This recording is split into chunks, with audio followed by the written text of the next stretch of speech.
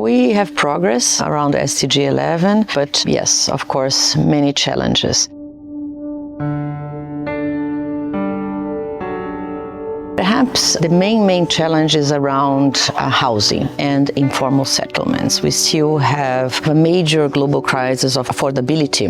We have actually, large percentage of the population that is spending more than 30% of their income in housing, being in mortgage or in rent, and 3 billion people living in inadequate housing conditions. So let's put investments in urban infrastructure.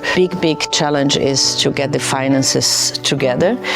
So if governments put housing, put urban infrastructure, cities at the center of development, then we have a possibility to leverage domestic finance to deal with the challenges cities and communities have, but also to leverage the money that is out there.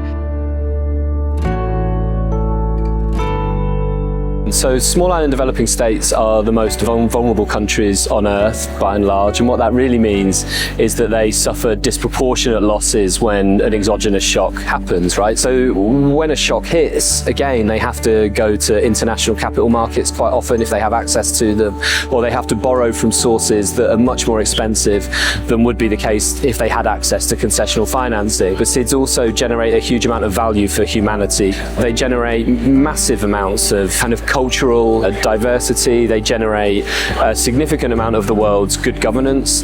Investing in SIDS is actually a much broader investment in global sustainability.